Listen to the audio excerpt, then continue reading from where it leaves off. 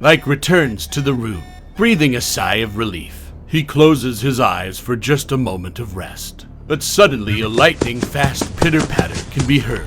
Mike's eyes fly open as he turns his head back around the corner. Foxy, the animatronic fox, races towards them at a frightening speed. Mike stumbles as he tries to push the button to shut the doors. Get ready to scream, because the animatronic horrors of Five Nights at Freddy's are coming to the big screen. That's right, after years of anticipation, the beloved video game franchise is finally getting the Hollywood treatment, and we couldn't be more excited. But before the movie hits theaters, we're giving you an exclusive sneak peek at what's to come. That's right, today we're giving you your first preview of the entire Five Nights at Freddy's movie. Well, kind of. Well, that's where our AI scriptwriter comes in. We're using the power of technology to predict what the Five Nights at Freddy's movie could look like. And let's just say, things are about to get creepy. Will you survive the night? Because this is how to make the Five Nights at Freddy's movie. We are now rendering your feature presentation. Sit back and relax. Hand yourself over to a higher being. This is the artificial intelligence scriptwriter. A title card reads 1983. The exterior of Freddy's Pizza Place is shown, with the sounds of happy children and arcade machines in the background. The interior of Freddy's Pizza Place is bustling with kids and workers. Among them is a young boy named Garrett. He clings to his older brother Michael, who seems more interested in the arcade machines. A voiceover plays over the Pizza Place's TANI system. Boys and girls, Freddy and the gang are about to take to the stage. Please get in position and get ready for this quirky live performance. This is that one of the animatronics, Fredbear, seems to be acting strangely. Its movements are more erratic and jerky than usual, and its eyes flicker red. As the birthday party comes to an end, the parents leave Freddy's Pizza Place with their children. Michael is waiting outside for his mother to pick him and Garrett up. Her car arrives, and she shouts, "Hey, where is your brother?" He replies, "I think he was still hungry, probably getting pizza. I don't think he will be long." The camera cuts to the stage with Freddy and the gang on it. As the camera pulls out, a single child is left standing there, Garrett. He is examining the creatures. Silence throughout the pizza place. All of a sudden, Freddy's head moves. He says, "I'd like to be friends." Garrett is frightened but intrigued. Freddy invites him for a hug, and despite his fear, Garrett approaches. Cut away to outside, where Michael's mom grows impatient. She sends Michael back inside to fetch Garrett. But inside, things have taken a dark turn. Garrett is face to face with the animatronics. He stares at Freddy and goes in for a hug. Silence throughout the room, until all of a sudden, Michael shouts, "Hey, what's going on? We gotta go, Mom's waiting." Garrett turns around to look at Michael. Suddenly, Fredbear lunges forward and clamps its jaws around Garrett's head. Michael rushes towards Garrett. Both yell out to their mother. Blood trickles down the body of the animatronic Fazbear. The scene fades to black, and we're transported to the present day where we see a weathered version of Michael Schmidt. A title card confirms this. Mike works as a security guard at the local mall, a job that has given him a front row seat to all sorts of trouble over the years. But nothing could prepare him for what was about to happen. One day, while sitting in his office, Mike hears a radio call about a potential shoplifting incident in the electronics store. He wastes no time heading down to investigate. As he approaches the store, he hears raised voices and rushes over to see the store manager in a heated confrontation with a young man who's waving his arms around and hurling expletives. Mike tries to calm the situation, but the shoplifter is having none of it. Suddenly, the shoplifter stops shouting and looks Mike straight in the eye. "I've just realized who you are," he sneers. "Michael Schmidt. Yeah, that's right. They plaster you all over the local news anytime it's the anniversary. The man who couldn't even save his own brother. What a little bitch." Mike's face twists with rage, and the shoplifter takes advantage of his momentary distraction to barge past him and storm out of the store. Without saying a word, Mike follows him outside and grabs him from behind, hurling him into the nearby mall fountain. The shoplifter flails around, gasping for breath as he tries to get up, but Mike isn't done yet. He wades into the fountain, raining blows on the shoplifter's face and body. A small crowd gathers, watching in horror as Mike loses control and pummels the young man mercilessly. Just when it seems like Mike won't stop, the store manager intervenes and grabs him by the arm. "That's enough," he says firmly. Mike snaps out of his rage, suddenly aware of the blood on his hands and the damage he's caused. Next, we see Mike packing up his belongings in his office, looking downcast and defeated. The security manager, a friend of his, offers his condolences and regrets that he has to let him go after what happened. Mike nods in understanding, feeling the weight of his actions. He pulls out a small photo of himself and his brother, Garrett, and looks at it for a moment before tucking it carefully into his bag. With a heavy heart, he removes his name badge and hands it over to the manager, apologizing for his behavior and thanking him for the opportunity. Mike walks out of the office, shoulders slumped and eyes downcast. As he makes his way through the mall, he feels the stares and whispers of those who recognize him from the earlier altercation.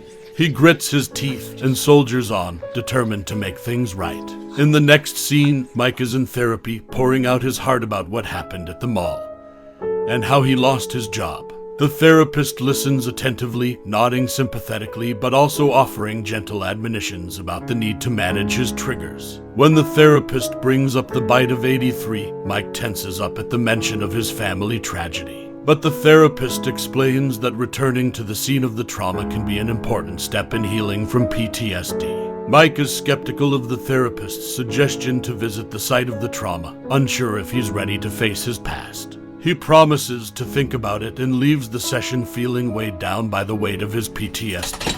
As he arrives home to his shabby apartment, Mike is reminded of his struggles with bills piling up and eviction warnings. He sinks onto his couch, staring listlessly at the photo of him and his brother, Garrett, lost in happier times. Suddenly, a loud knock on the door jolts him out of his thoughts. He mutters to himself before reluctantly answering it, finding Vanessa Monroe, a police officer, and a familiar face to him, standing on the other side. Mike knows he's in trouble as he's berated for his recent behavior, with Vanessa reminding him that she's covered for him before, but can't keep doing it. As Vanessa lays out the hard truth, she reminds him that he needs to get his life together, not just for himself, but for his little sister Abby. Mike's face falls as he realizes he's forgotten to pick up his little sister Abby from school.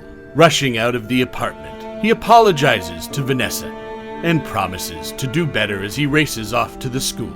At the school, Mike's heart sinks as Abby reveals she's used to his lateness. As he leans down to see her drawing, his eyes widen in horror. It's a crude sketch of Freddy Fazbear, the mascot of the old pizza place they sometimes drive past. She says the drawing isn't finished, but she's pretty happy with it. Trying to keep his composure, he suggests they get ice cream to make it up to her, but he's clearly on edge. Abby picks up on Mike's mood and asks if she upset him.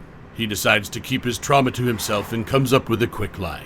He tells Abby that he was just surprised because someone had mentioned going to the old pizza place earlier that day. Abby furrows her brow in confusion, pointing out that the place has been closed for years. Mike nods, his eyes fixed on the road ahead. He knows he's not doing a great job of hiding his distress from Abby, but he can't bring himself to tell her what's really bothering him. Instead, he tries to distract her by suggesting they stop at the pizza place on the way home.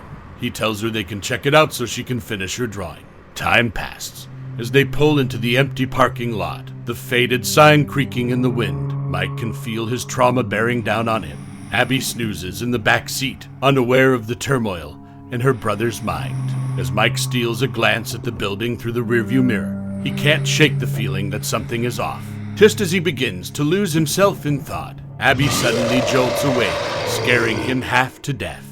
It turns out Mike's brain was playing tricks on him and Abby had just woken up from a nap. And as she runs towards the entrance of the pizza place, "Wait," yells Mike, but Abby is already running towards the entrance of the pizza place. Mike takes a deep breath and follows her. As Mike and Abby enter the abandoned pizza place, the air is thick with the musty smell of decay. The place seems frozen in time, like a macabre museum of a bygone era. Abby wrinkles her nose in disgust, but Mike can't help but feel a sense of dread. This is the place where his brother was taken from him. As they walk through the desolate halls, Abby's eyes light up at the old posters on the walls. She eagerly rips one off and shows it to Mike, beaming with excitement. This will help with my drawing, she says. Suddenly, a noise echoes through the halls, making Mike's heart skip a beat. Abby's eyes widen as she looks up at him. What was that?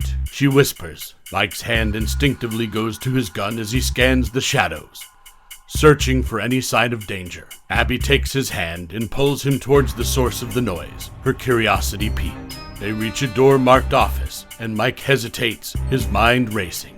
Could the killer animatronic be behind this door?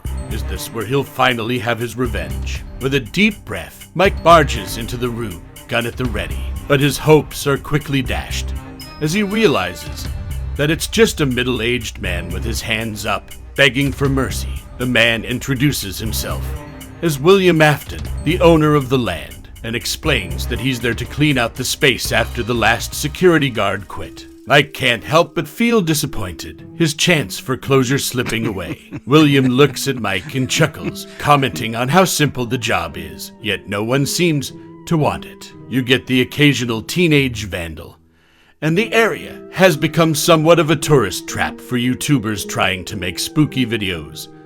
But nothing much more than that. Mike's interest is piqued as William reveals that the position pays 6 figures a year. The pay is astronomical, and Mike could really use the extra income to get back on his feet. As Mike contemplates the offer, Abby reminds him that he already has a job.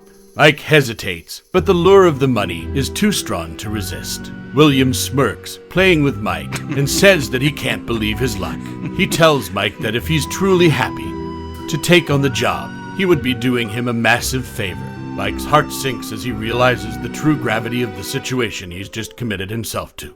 But then he remembers his empty bank account and growing pile of bills. He turns to William and reluctantly says, "Yeah, I'll do this." William's grin widens and he begins to chuckle. He checks his watch and jumps, exclaiming that it's nearly 12 a.m. "I'd better get out of here," he says, still chuckling. Mike is taken aback.